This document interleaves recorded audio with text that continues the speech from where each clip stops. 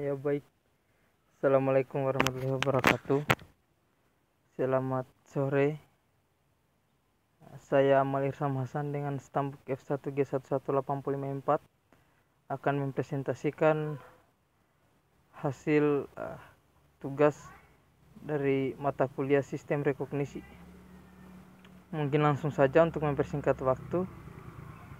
Week 3, organisasi mempersiapkan dan merespon ketika partisipasi peristiwa menjadi insiden yang dapat mengganggu operasi normal. A. Respon insiden. Setiap yang telah saya jelaskan sebelumnya, ada peristiwa sehari-hari yang mempengaruhi organisasi. Beberapa baik, beberapa buruk. Peristiwa buruk umumnya digambarkan sebagai peristiwa yang merugikan. Kejadian buruk merupakan ancaman terhadap informasi organisasi dan sistem yang menyimpan, memproses dan mengirimkan informasi tersebut. Mereka juga merupakan ancaman bagi seluruh organisasi, orang-orangnya, proses dan teknologinya. Ketika peristiwa yang merugikan menjadi serangan aktif terhadap organisasi, itu diklasifikasikan sebagai insiden. Bagaimana organisasi menangani sebuah insiden dikenal sebagai respon insiden. Beberapa organisasi menyebutnya sebagai manajemen insiden. Insiden datang dalam berbagai bentuk dan pendekatan. Biasanya, ketika kita memikirkan insiden keamanan siber, kita memikirkan peretas dan virus. Namun insiden dapat berupa apa saja yang mengganggu ketersediaan aset informasi, termasuk kebakaran, pemadaman listrik dan data, cuaca buruk, serangan rekayasa sosial, dan sebagainya. Dalam proses perencanaan kontingensi, organisasi akan membuat dua tim tanggap insiden, tim perencanaan respon insiden dan tim reaksi respon insiden. Tim perencanaan respon insiden atau IRPT menangani pengembangan kebijakan, rencana, pelatihan, dan pengujian tim reaksi IR. Tim reaksi umumnya dikenal sebagai tim respon insiden keamanan komputer atau hanya tim respon insiden keamanan.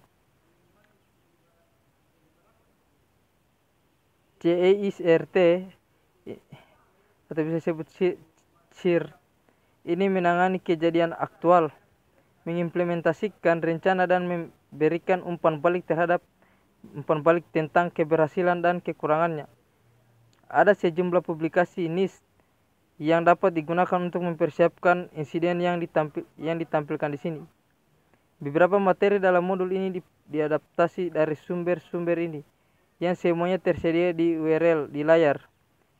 NIST juga memiliki kerangka kerja keamanan siber yang tersedia di nist.gov/cyber-framework yang memberikan gambaran umum tentang perkembangan keamanan dalam organisasi dan kinerja upaya keamanan siber. Kerangka kerja fase atau pada dasarnya adalah langkah-langkah dalam manajemen insiden yang efektif. Identifikasi di mana mereka mengembangkan pemahaman organisasi untuk mengelola risiko keamanan terhadap sistem, orang, aset, data, dan kemampuan. Melindungi, mengembangkan dan menerapkan pengamanan yang tepat untuk memastikan penyampaian layanan kritis. Mendeteksi, mengembangkan dan menerapkan aktivitas yang sesuai untuk mengidentifikasi terjadinya peristiwa keamanan siber. Tanggapi, kembangkan, dan terapkan aktivitas yang sesuai untuk mengambil tindakan terkait insiden keamanan siber yang terdeteksi. Memulihkan, mengembangkan dan menerapkan aktivitas yang sesuai untuk mempertahankan rencana ketahanan dan memulihkan kemampuan atau layanan apapun yang terganggu karena insiden keamanan siber. Tahapan kerangka kerja keamanan siber untuk mendeteksi, merespon, dan memulihkan secara langsung berhubungan dengan siklus hidup respon insiden NIST yang ditunjukkan di sini. Siklus hidup ini berasal dari publikasi khusus NIST 800-61 revisi 2 Panduan Penanganan Insiden Keamanan Komputer. Langkah pertama dalam metodologi apapun adalah mempersiapkan insiden, mengatur rencana Anda, mengatur tim Anda, dan menyiapkan teknologi apapun yang diperlukan. Ini juga melibatkan penerapan langkah-langkah pencegahan untuk melindungi sistem, Anda dari insiden sejak awal. Meskipun biasanya bukan tanggung jawab tim YER, hal ini berkontribusi pada keberhasilan program YER secara keseluruhan. Fase kedua dari siklus hidup NIST YER adalah deteksi dan analisis. Organisasi harus siap untuk menghadapi setiap insiden dan terutama siap untuk beberapa yang lebih umum. Setiap jenis insiden mungkin melibatkan pendekatan yang sama sekali berbeda. Menanggapi seorang hacker, beberapa dengan menangani virus dan keduanya berada dari menanggapi kebocoran air di ruang server. Deteksi dan analisis insiden akan mudah jika setiap indikator insiden atau aktivitas mencurigakan 100% akurat. Namun, ini jarang terjadi. Terkadang keluhan pengguna tentang sistem yang lambat atau tidak menentu atau kesalahan pengguna, atau terkadang akibat teknologi yang lebih tua. Tidak semuanya adalah insiden. Fase ketiga dalam siklus hidup YER-NIST adalah penahanan, pemberantasan, dan pemulihan. Penahanan sangat penting dalam memastikan bahwa kerugian atau kerusakan yang disebabkan oleh suatu insiden seminimal mungkin.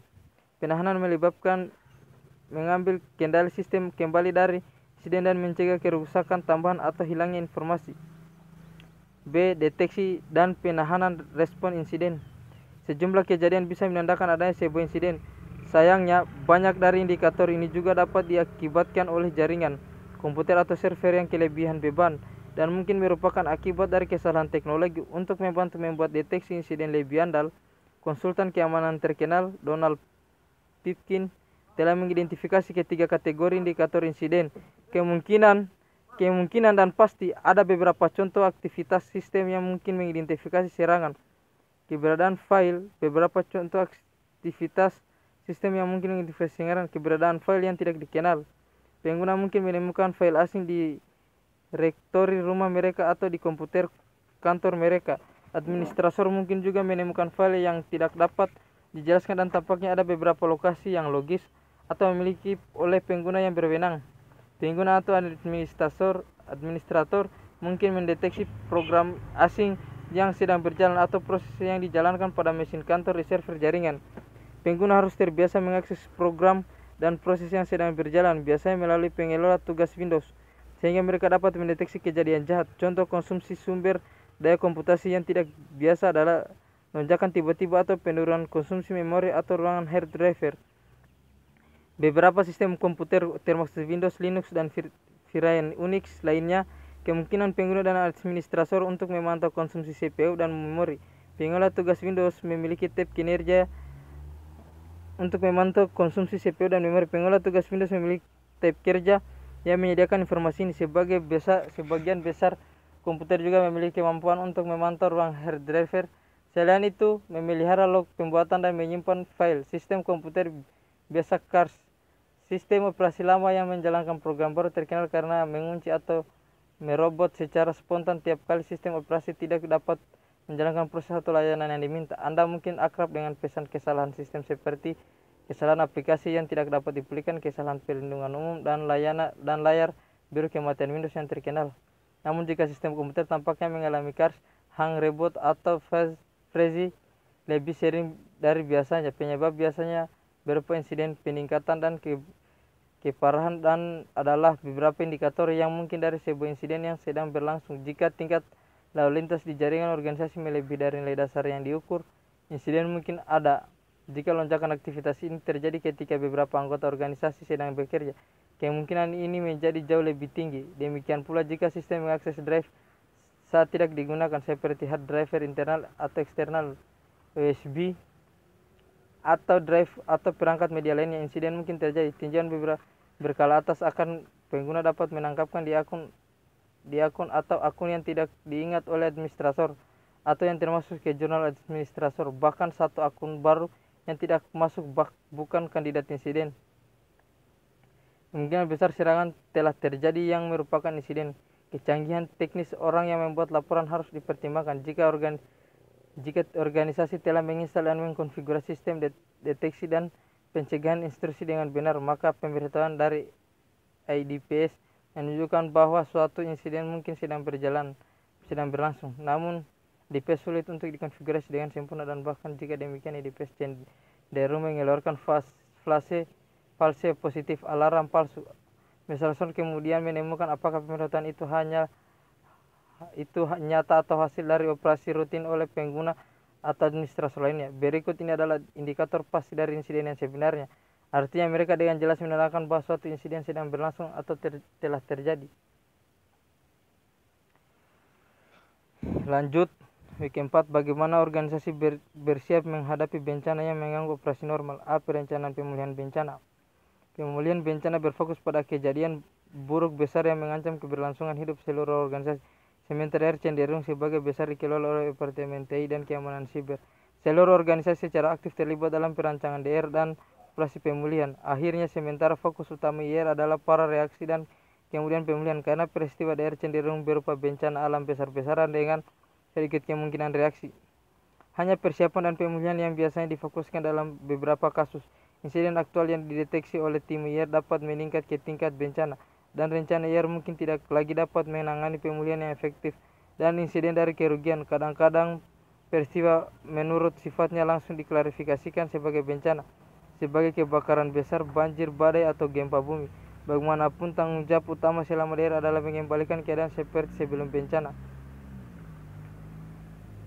DRPT harus secara jelas mendefinisikan apakah suatu peristiwa diklarifikasi sebagai insiden atau bencana dalam rencana DR. Ini penting karena menentukan rencana mana akan diaktifkan atau setidaknya apakah rencana DR diperlukan sama sekali. Peran kunci dari rencana DR adalah mempersiapkan untuk membangun kembali operasi di lokasi utama organisasi setelah bencana, atau untuk membangun operasi di lokasi baru jika lokasi utama yang tidak layak. Dalam modul pertama kasus ini, saya membahas proses perencanaan CPNIS, identifikasi kontrol pencegahan, yang merupakan tindakan yang diambil untuk mengurangi efek gangguan bisnis dan sistem. Hal dapat meningkat ketersediaan informasi dan mengurangi biaya pemulihan bencana. Buat strategi pemulihan bencana yang menyeluruh, yang memastikan bahwa setiap dan fungsi dapat dipulihkan dengan cepat dan efektif setelah terjadi gangguan. B. Klasifikasi bencana. Metode klasifikasi bencana yang paling umum adalah mengevaluasi jumlah kerusakan yang berpotensi ditimbulkan oleh bencana, biasanya dalam skala sedang, signifikan, atau kritis. Misalnya, bencana juga dapat diklarifikasikan berdasarkan asalnya, seperti alam atau buatan manusia. Sebagian besar termasuk dalam kategori alam, tetapi beberapa dapat dikaitkan asal-usul buatan manusia, seperti pembakaran, terorisme, serangan, penolakan layanan terdistribusi, atau ransomware. Bahaya juga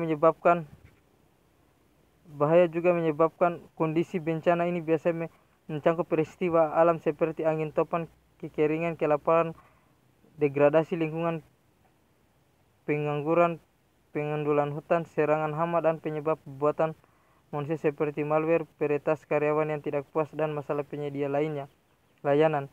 Biasanya bencana yang menyerang dengan cepat langsung diklarifikasi sebagai bencana. Bencana ini adalah biasanya disebut sebagai bencana yang terjadi dengan cepat karena terjadi secara tiba-tiba dan sedikit peringatan, merenggut nyawa dan menghancurkan alat-alat produksi. Bencana yang terjadi dengan cepat dapat disebabkan oleh efek alam seperti gempa bumi, banjir, angin, badai, tornado, aliran lumpur, dan efek buatan manusia seperti serangan, penolakan layanan yang didistribusikan secara besar-besaran, atau tindakan terorisme, termasuk terorisme dunia maya atau penetasan dan tindakan perang.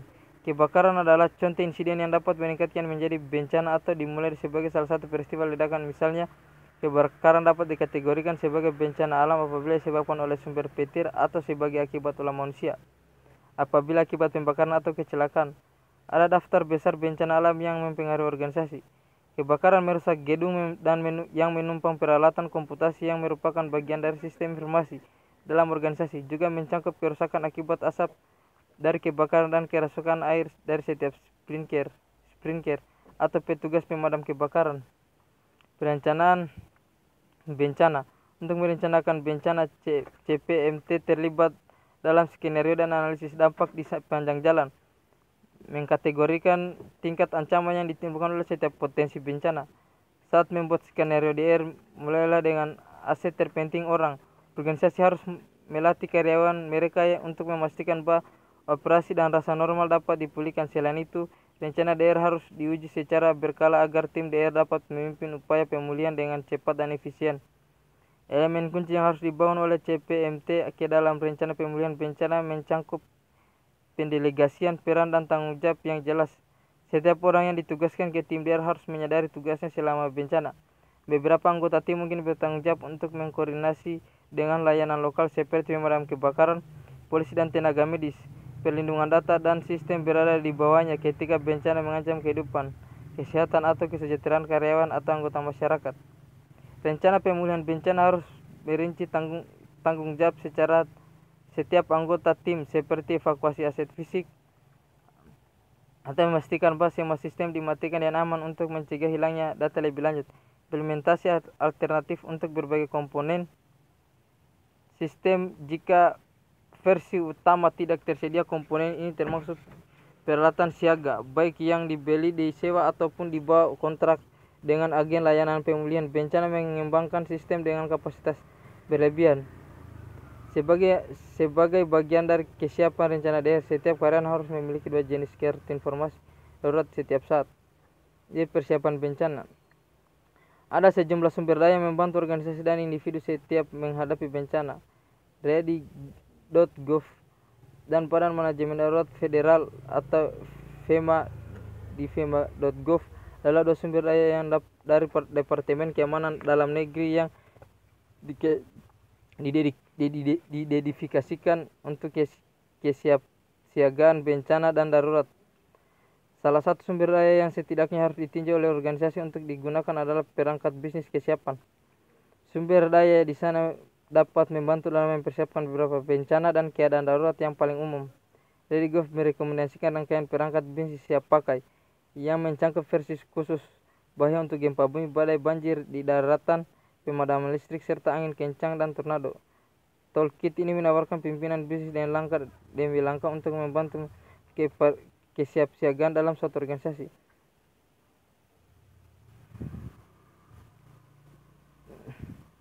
Sebagian agen federal AS materi yang dikembangkan tidak memiliki hak cipta dan dapat digunakan sebagai adanya atau dimodifikasi agar sesuai dengan kebutuhan organisasi.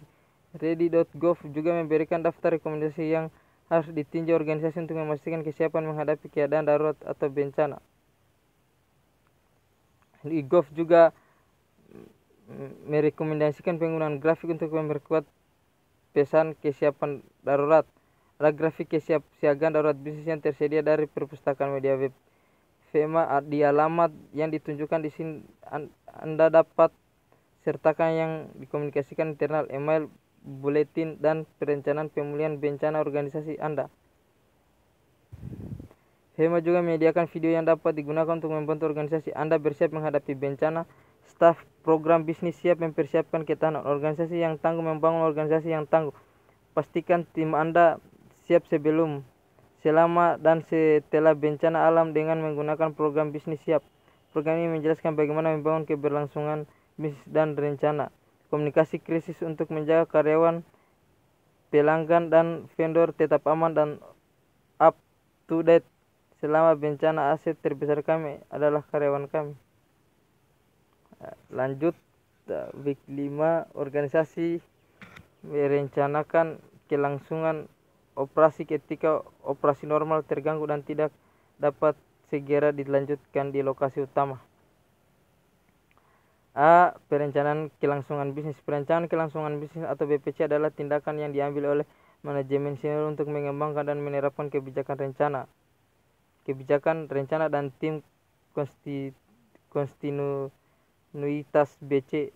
Rencana keberlangsungan bisnis adalah rencana terrekomendasi yang menunjukkan upaya organisasi untuk melanjutkan fungsi kritis ketika operasi lokasi utama tidak layak lagi. Kadang-kadang bencana memiliki dampak yang sangat signifikan pada organisasi, sehingga tidak dapat terus bekerja di lokasi utama sampai menyelesaikan semua upaya pemulihan bencana. Untuk menghadapi tantangan ini, organisasi harus merencanakan dan membuat strategi kesinambungan bisnis untuk memastikan bahwa fungsi bisnis penting dapat terus berlanjut jika terjadi bencana seperti rencana daerah. Rencana BC paling tepat dikelola oleh CO atau Chief Operating Officer suatu organisasi. Perencanaan kesinambungan adalah elemen perencanaan kontingensi dan paling baik dilakukan dengan menggunakan metodologi formal. Pendekatan yang disajikan dalam publikasi khusus 834 revisi 1 ini panduan perencanaan kontingensi untuk sistem informasi federal, termasuk panduan atau situasi yang membutuhkan kelangsungan bisnis. Pendekatan digunakan dalam dokumen tersebut telah diadaptasi untuk penggunaan kelangsungan bisnis. Langkah pertama dalam upaya kelangsungan bisnis adalah pengembangan kebijakan. Langkah kedua adalah pengembangan rencana. Pendekatan CP yang direkomendasikan yang disesuaikan dengan model 8 langkah untuk program kesinambungan bisnis, dimulai dengan membentuk tim kelangsungan bisnis. Ketiga, mengembangkan pernyataan kebijakan perencanaan BC. Ini adalah kebijakan organisasi formal yang memberikan wewenang dan setiap panduan yang diperlukan untuk mengembangkan rencana kesinambungan yang efektif. B. Waktu dan urutan keseimbangan bisnis. Rencana DR biasanya berfokus pada pemulihan sistem setelah bencana terjadi, dan karena itu terkait erat dengan rencana keberlangsungan bisnis. Rencana BC terjadi bersama dengan rencana DR ketika kerusakan besar atau jangka panjang membutuhkan lebih dari sekedar pemulihan informasi dan sumber daya informasi. Beberapa ahli mendapat bahwa ketiga komponen perencanaan IR, DR, dan BC perencanaan kontingensi terkait erat sehingga tidak dapat dibedakan. Sebenarnya masing-masing memiliki tempat, peran, dan kebutuhan perencanaan yang berbeda.